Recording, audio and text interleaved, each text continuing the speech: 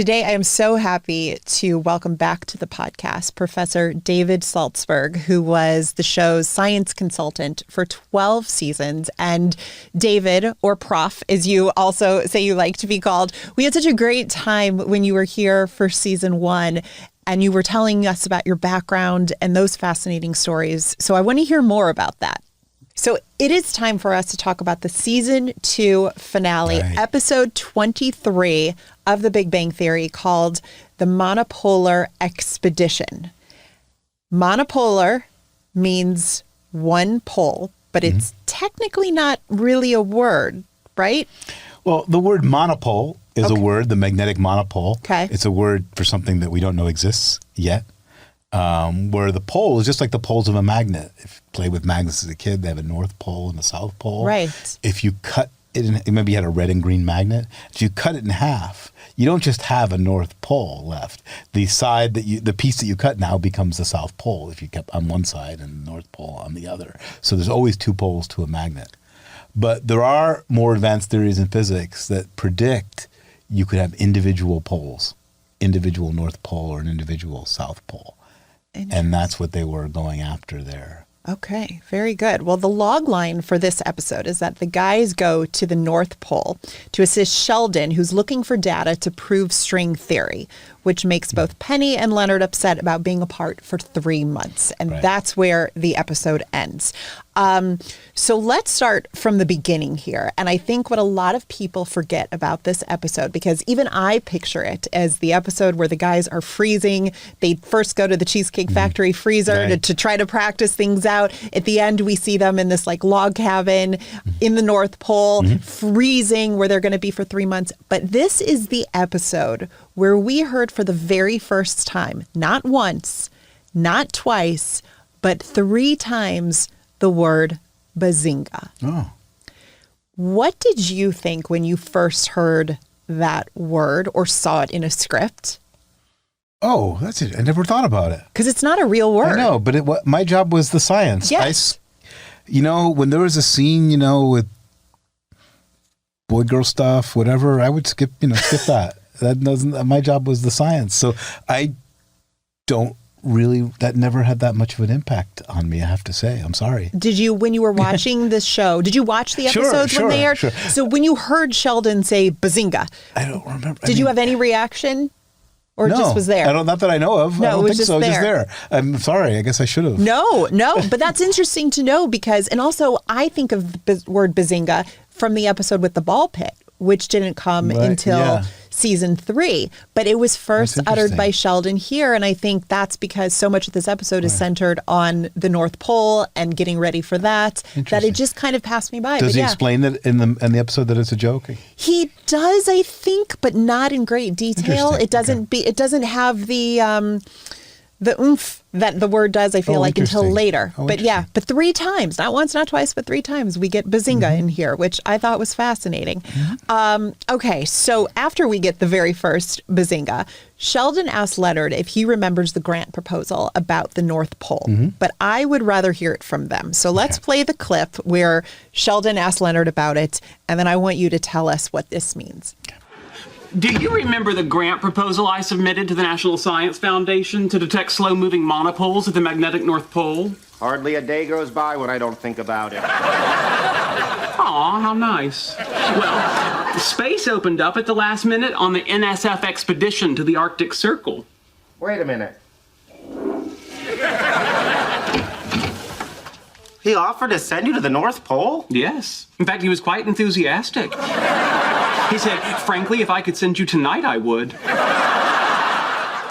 Go to Max to stream all episodes of The Big Bang Theory. Okay, so tell us first what this episode was inspired by. Well, you'd have to ask the writers, but what they told me was because they had been sending the scripts to me near the South Pole. I was in Antarctica at the time. Even though I was near the South Pole, the reason the story here goes to the North Pole instead of the South Pole is you would do your research for the most part during the summer.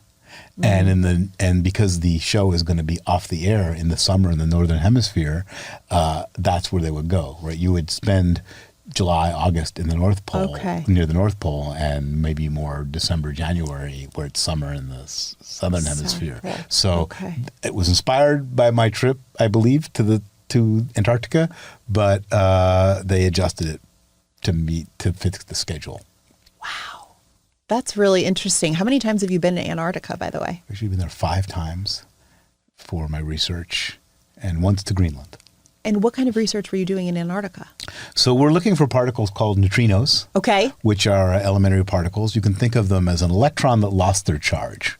And we've heard that word neutrinos on the show yeah, I'm many sure we times. have. Yes. And the nice thing about neutrinos is if they're made in deep outer space, other galaxies, because they're not charged, they would head to us in a straight line. Okay. So if we could see where they're coming from, we would be able to see the source and do astronomy with them. And in fact, a few have been found in experiments in the deep ice at the South Pole, which I'm not involved in. My friends are. We were doing a different technique in Antarctica, and we did not see it, unfortunately.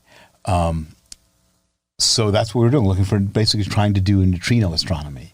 Wow. You mentioned Galileo last time we talked, and he took it, as far as we know, the first that pointed a telescope to get light from the stars.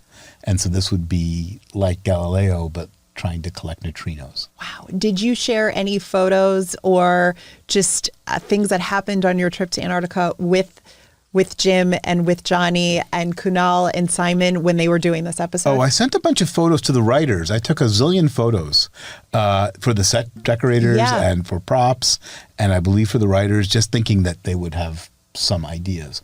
I could never predict what ideas they would like and use and what not, so I kind of just gave them a lot of stuff. And so I just sent them. It's kind of fun. We have kind of a pop-up lab that we send. Everything gets shipped down, either mostly by ship from Port Hueneme, some of it by plane, and we walk into an empty room in there in Antarctica, a big empty, kind of like a hangar or a high bay, you might call it. It's called our payload building, and we just set things up from scratch. So we set up a whole lab, do our thing, build our apparatus, in that case fly it, and then take it all back and pack it all up and bring it back. Wow. We need to see those photos. I have them somewhere, yeah. I can't wait to see what this all looked like. It would look to you probably like a normal lab. I don't know if it would look that different. Wow. Well, when we get to the end of this episode and the guys are all dressed in their parkers, I want to know how close this is to what you were looking like then. But Sheldon says that if he's able to detect monopoles there, he'll be the scientist that confirms string theory. So tell us, what exactly is string theory? So we talked a little bit already about atoms and how they're not really single, undivisible particles. They're made of protons, neutrons, and electrons. And even protons and neutrons we now know are divisible, and they're made of particles called quarks and gluons, which to date we don't know that they are made of anything else. They look like they're elementary particles. But we don't know why there's different particles, for example. Okay. And string theory is it's a framework, it's a mathematical framework that can hold a lot of theories that could explain why we have electrons and neutrinos and these different particles. Basically, think of different vibrational modes in this string in multi-dimensions in the mathematics is what makes it work out. Now, some of them predict magnetic monopoles, which we don't have in our theories that we have now. For our current theories, there's always a north and a south pole. They would predict individual ones. You could quibble about the logic, because maybe some other theory that isn't string theory would also predict monopoles. So you could argue about you could quibble with the exact logic of what he said, but it would certainly the statement that if string theory predicts it, he would find it. Wow. But logically, there could be magnetic monopoles without string theory. This is above my pay grade. I mean, it's fascinating to hear this. So can you even try to narrow down a description of string into into like a sentence or no? I'm sure, let's see. For those of us that are kind of idiots like me. In string theory, the particles and the way the way particles communicate with one another can be described by vibrating structures, strings, sheets, Got it. Other multidimensional structures. And the hope is that this description will explain our world that we have. Fascinating. And nobody's been able to do this yet. Well, there are theories. There are theories, okay. But we haven't yet been able to reach the energies of the collisions that we need to say for sure that's how the world works. Gotcha. Okay. Wow. So fascinating. How much research do you have to do for an episode like this? Well, let's see. There's different aspects of it. So the one is like, what are they might have, I don't remember now, but they might have told me something like they're going to the North Pole to do an experiment. What are they doing? Okay. And that will take a little time and a little thought. Sometimes something will pop in my head, but it would take a little bit of time, and usually I bounce several ideas off of them, and then they pick one, and then we run with it. Okay. Yeah, kind of have to pick one, because then you have to fill things out. Other times, there'll just be little gaps in the script, like Science to Come, and I will think those through. That was fairly quick. Other parts is just reading the scenes that have some science in them, and luckily, I can just see if something sounds wrong. It's like, because they may have made an attempt, and I say, no, if you change the to an it's okay. Okay. Just little things and then you hope you haven't missed one. There's one or two places where I missed it, and so that, of course, is fairly quick. So it depends on what exists. But when you say that sometimes it takes a little bit of time, you don't even have that much time, because the pace at which they're working is literally an episode a week. Right. So they need it very, very fast in order to kind of put the whole episode together. Right. So I always try to give them the answers quickly when they send me. Usually they'd send me, typical pattern would be they would send me the scripts at sort of the end of the day, and then I'd have the evening to kind of think it through. And sometimes I would say, do you have more time? I need more time, and I can give you something better. And they usually did. They could be calling from the set, saying we're doing a pre-shoot and we need the pronunciation of this word. We forgot to ask you now. That was very rare. That was very rare that something that would happen. Did they ever interrupt you when you were teaching a class and you have to say, students, hold on? It's been right up against the class where I really worked hard to get it, but we're very professors have a lot of freedom, but the freedom we don't have is to be late to class or to miss class. So it never got to the point where it interrupted class. But what an excuse. Guys, hold on. The Big Bang Theory producers are on the line. Even still, that hour with the students is sacred. They have absolute priority. That's what makes you the best. So once Sheldon decides he's going on this trip to the North Pole, he then decides he needs to do a little bit of prep work in order to get ready for it. And he goes to Penny's store, and he says that he needs help accessing the freezer at the Cheesecake Factory. Let's play that clip. What do you want? I need access to the Cheesecake Factory's walk-in freezer. No, honey, I already told you the hamburger meat is fresh and stored at a safe temperature. No. This is to train for a 3-month expedition to the magnetic North Pole. What? I don't know how that sentence could possibly confuse you. But to elaborate, I'm going to the Arctic Circle with Leonard, Wallowitz, and Kuthrapali. You're all going? Yes. For 3 months? Yes. Okay. So this is what I want to know, because the audience, at least Chuck would always say, the audience is Penny. So when Penny says, what? When Sheldon tells her what they're going to do, I feel like that is me. When you are talking about science, I'm like, what? Can you explain this? What exactly is string theory? Can you dumb it down a little bit for me? Does it ever get tiring when people like me or somebody else, someone that isn't one of your students, is asking you to really help understand the science? Because go ahead, sorry. No. Please tell us. No, it's fun. In fact, people on the crew of Big Bang would ask me, they'd read something and ask me about it. Sometimes I wouldn't know what it was, and so we'd have to check. Okay. But no, it's always fun to talk about. I learn something often. Is there anything that you wish us regular folk would do more of to educate ourselves, just more on science or on physics? Anything that you think is just like, what, I wish people would maybe pay attention to this or read this or watch this, because it does inform, and it actually is important for us to learn. Well, certainly there's parts of science that affect our lives, and we need to know about in terms of our energy sources and carbon emissions and so forth. But that's more. I mean, yes, you need to know a bit about science but that's a political statement, right? And so,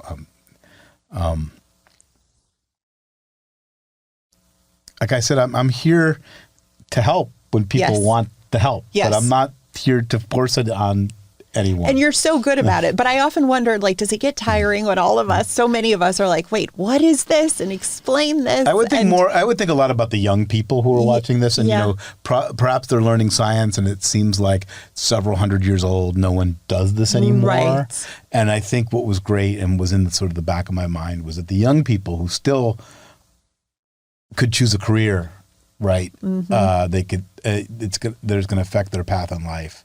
I did think about these characters and what they're doing and throwing these words out, and maybe they're Googling to learn more about it if they're interested. So I did think about that. Yeah.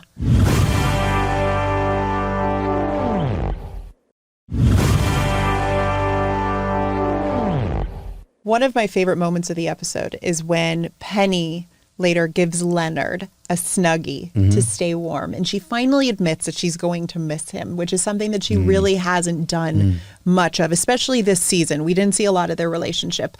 But the next morning, after Leonard, he was so happy, he gets this gift from her. She says she's going to miss him. He gets confused by the gesture, and he wants some clarification. So let's watch that. Oh, Leonard, what time is it? 7 a.m. I'm sorry it's early, but we're leaving soon, and I needed to talk to you. Okay. What did you mean when you said you were going to miss me? I don't know. You'll be gone, and I'll notice. Okay, well, what about this? What does this mean? Wine, credit card, and late-night television are a bad combination?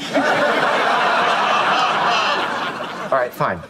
What about that really long hug? What did that mean? That wasn't a long hug. It was at least 5 Mississippis. Standard hug is 2 Mississippis. Tops. Leonard, I don't know what to tell you. It was just a hug. Glad we cleared that up. Yeah. I guess I'll see you. Okay. Have a safe trip. Thank you. Bye.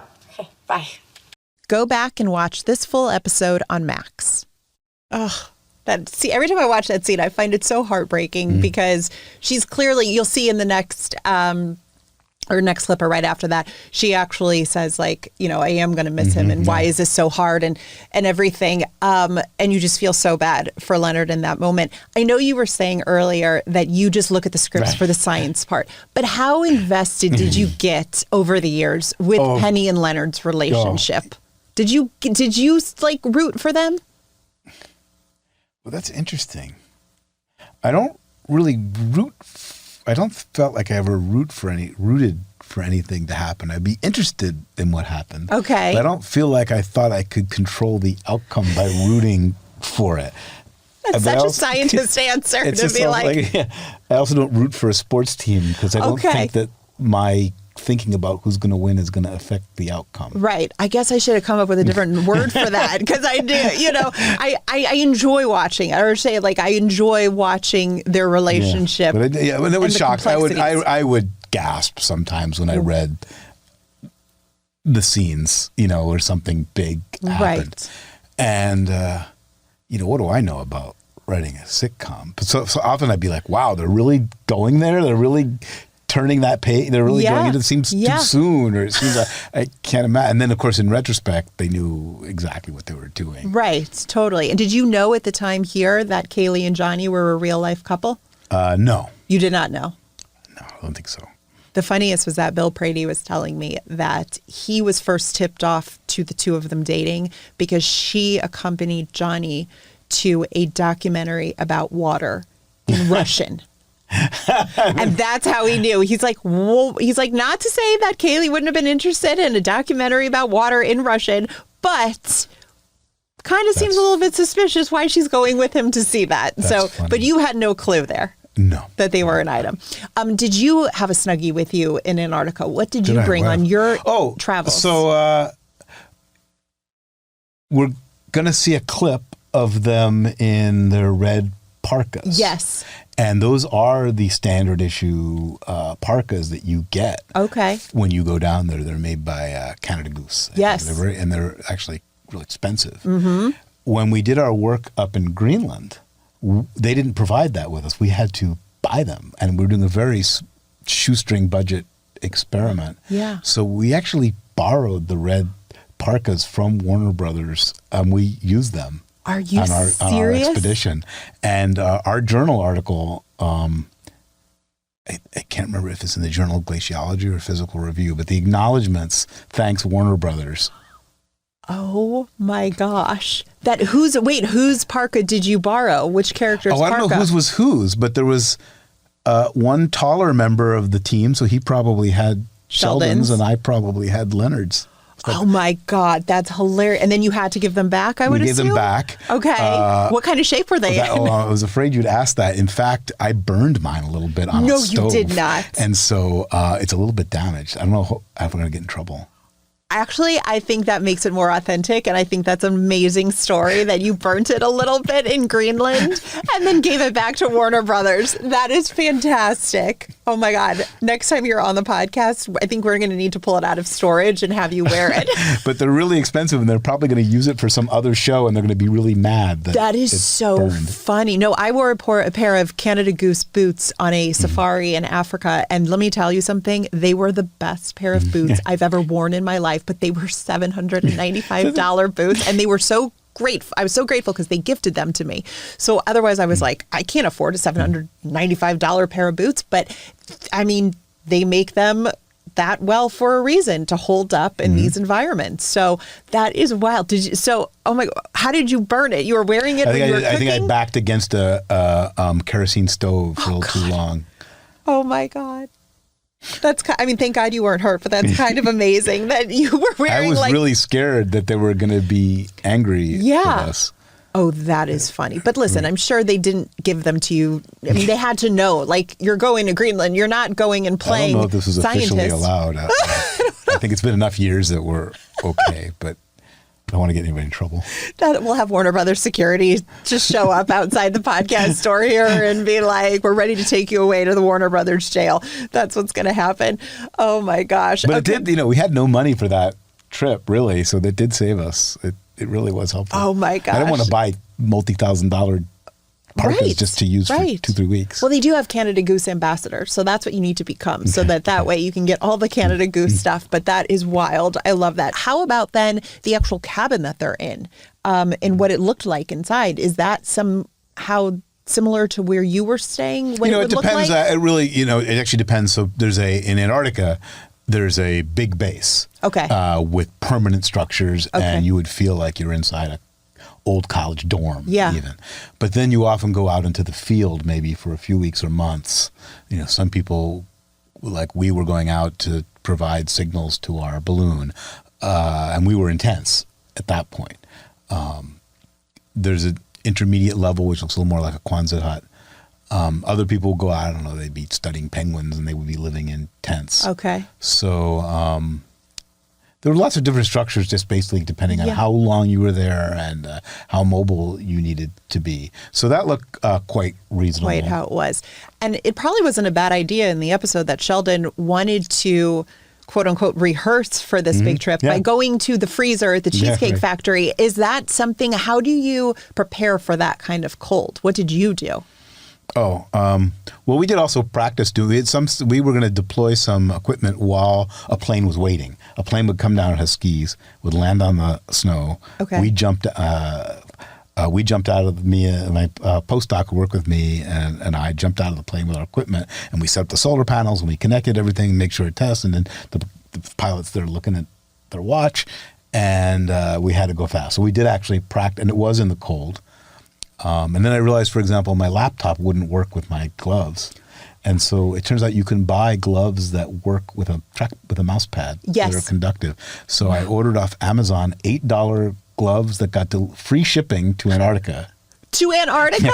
Oh my God. How long did that take? Oh, it was just a few days. Oh, was that all? Yeah.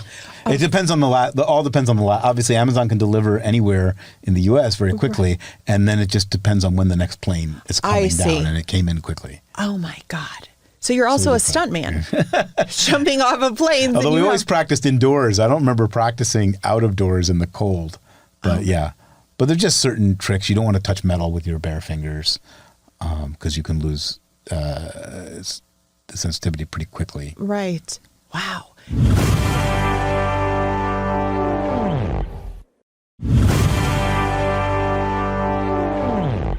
Would you go back to Antarctica? Well, I've been there 5 times. Right. If the science demanded it, then you I would do it. Okay. I think you need to go and then watch episodes of Big Bang Theory while you're there and send us videos and photos of this, or listen to the podcast. Right. You could do it that way. So at the end of the episode, the guys are in the North Pole and Sheldon is in his spot. There's a couch there for him. Leonard is in his snuggie. And then in a voiceover, as we pan out and we see the snow building and there's this like log cabin, Sheldon says, 3 months. This is going to be great. How long were you in Antarctica I think there were about 3 month stints. One time was shorter, but in general, it was about 3 months. Wow. But the staff science support staff stayed longer. Really? So 3 months was on the longer side for scientists, but there's an enormous, support staff to allow the scientists to work. And those people were there August or September through February. Oh my gosh. I have a friend who wintered over. Because if you stay there past February, March, you can't leave. And it's just dark for 6 months. So they call them the winter rovers. The winter rovers. Yeah. Wow. I think they only have internet 1 hour a day. Oh my God. It's truly, truly remarkable. Wow. There was something else I was going to ask you and I completely forgot about it. So if I remember it before the end of the episode, I will definitely bring it up. But anyway, so Sheldon says that in a voiceover and he says, this is going to be great. I know what I wanted to ask you, which was when the guys do come back from this expedition, which is the season opener for season 3, they come back and they have not shaved at all and they have beards and their hair is outgrown. How do you look after one of these stints? Are you shaving while you're there or? I personally am because I just cannot stand it. That's just a personal thing. A lot of people do grow beards. By the time you're coming back to the States, you've been you went through New Zealand and so forth, and so you might be you're just tired, but you're not quite looking dirty, I guess, let's say. But when you do come back from the field camp, it's so interesting. So there's a little shuttle. It's actually a van that will pick you up at the kind of airport quotes that you come back, and we would use that same van to get from our balloon base where we were working during the day back. And it was always terrible if they picked up somebody from that because they would smell awful. And you had to share a van with them for about 20 minutes. Oh, God. That sounds miserable. What did you most miss when you were away? Oh. It was certain foods. And I remembered I had a really wonderful dinner in New Zealand, because that's the way you get down there. Yeah. I think it was a Burmese restaurant, which I'd never had. And everyone people would ask that, what are you going to do when you get back? And so I kept saying, I'm going to go back to this Burmese restaurant. Great food. Did you? I did, and they were closed on Mondays. And that was the only day I was there. Oh, no. That's terrible. That's so terrible. Oh, God. You know what's funny, though, is that I have thought about that, going to favorite restaurants in certain cities when I'm in town, and it's like, please be open, because you've come all this way. But that's really like, oh, David, I feel for you. That's a tough one. We got to get this Burmese restaurant to ship to the States now, maybe on Gold Belly. One thing we have to talk about is the whiteboards on the show, because every episode had them. And you would go and write equations on them for every episode, right? Tell us about that. So there were a lot of whiteboards. Think about 3 whiteboards and 279 episodes. Wow. I only wrote on them in the very beginning, and then... you were too expensive after that? It turns out there's a wonderful man that's part of the set dressing team named Don, who had great handwriting, knew all the Greek symbols, And because I had to be up there for pre-shoots before I would go out there, right. and it's a little bit of a long trip from UCLA over to Burbank, he would do it for me. And so they were great. So and you I would fax him? I originally, the technology evolved. I would originally scan them and mail PDFs. Luckily, it was after faxes. Okay, good. And then one time, the cast and crew gave us iPads as gifts. And it turns out that was much better than trying to write. Because I used to write the board. Half the time, I threw it away and wrote it again. Or I hit the end of the margin and something didn't come out right. So the iPad was wonderful for that. And then I would send to him, and he would put them up there with diagrams and everything. Wow. And tell us about the tricks that you would do with Jim Parsons or Johnny Galecki, because they are brilliant actors. But I think they would be okay with me admitting they don't know what these equations mean or how to write them. So what would you do in order for them to pretend it looked real when they were using a whiteboard and a marker, but it really... Right, and then also they would take, often a scene with several takes. Right. So if people notice, usually it looks like they just wrote the equation, but if you look carefully, you just see them dotting the last I or crossing the last T, and then the props team would come in and erase just that little bit, and they would come and do it again. Or they'd have 3 copies of the board standing by and do it. Did you get to take a board home when the show ended? No, I didn't. I didn't get to take anything home because it all went to the Warner Brothers Museum. I think it replaced the Friends set. So they gave you a parka to wear in They lent us. Fine. They lent you a parka for Greenland. They could have lent you a whiteboard that just you haven't returned. Right. Well, I think they wanted to keep the museum piece totally accurate. Okay. There are some things of mine that are still there. What's still there? If people go there, there's a beach ball with the cosmic microwave background. Yes. Left over in the beginning. Yes, I've seen that sort there. Of this colored speckled globe. And that's yours. Mine. Some of the books are mine, but I think it's been long enough that we'll call it even with the parkas. Yeah, we'll call it. That's right. That's right. Who cares if you burnt the parka a little bit? They still have some of your stuff. And was it always the whiteboards, always the same black marker? Or did you ever use different multiple inks? color? Multiple colors. In fact, we talked earlier last time I was here about how the first pilot was a little dark, and we actually had just a single black marker on the whiteboard. And the art direction we got for the series that was eventually made was to make things colorful. And so you'll notice the whiteboards are often done with lots of different colors, like people would really do. Yeah. And so that's just part of the adding to the colorful scheme. Okay, I got to go back and watch that because that wasn't something that I picked up. I did notice that between seasons 1 and 2, actually the kettle that they use in Leonard and Sheldon's apartment, it was blue, and then it became that bright orange kettle that we always are used to them pouring for tea. I didn't notice that. But yeah, it was totally different in the different seasons. So now I got to go back though and look at the different colors. Maybe you don't know to tell the difference between season 1 and the other seasons. Tell me. Is the DNA molecule is not really a double helix in season 1. Right. And then they got a better one for season 2. I did notice that it didn't look as filled out almost, I think, in the beginning. Right. It just wasn't, it was kind of a lot of atoms stuck together, but it wasn't this nice double helix. Yeah. Like DNA is supposed to be. Wow. Okay, let's play a game of Nerdball. You ready for this? Nerdball. Nerdball. Okay. Sci-fi or fantasy? Oh, sci-fi. C-3PO or R2-D2? Oh, R2-D2.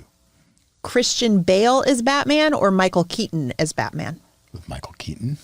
Captain Kirk or Spock? Ooh, I can't possibly choose. Try. No, I couldn't. Well, you had Kirk and Spock both on the show. Yeah, wasn't that great? And so the who did you freak out over most? Maybe that's our answer. Leonard Nimoy, I freaked out over a little more, but it also just had to do, he was a little more prominent as an individual in the like, how could I possibly? I'm going with Spock for you. Okay. I'm going with Spock for you, just for that. Okay. Captain America or Iron Man? Ooh, Iron Man. Would you rather get a letter from Hogwarts or become a Padawan? Again, I don't know this. It's all right. We rather you know your science stuff. Would you rather have a pet R2-D2 or a pet BB-8? I'm going to go R2-D2. That's good. Would you rather embark on the Starship Enterprise or the Millennium Falcon? Ooh, this would... No, Enterprise. Yeah, Enterprise. I'm going to be consistent here. Okay. I was going to say that's what I would think for you. Would you rather have a pet dragon or pet unicorn? The dragon probably makes a bigger mess. I like it. I appreciate the cleanliness part of that. Okay. Would you rather have a Wookiee best friend or a pet Ewok? Oh, Wookiee. And because I asked Chuck and Peter this question, if you were to have a pet that you named after a Big Bang Theory character, what would you call them?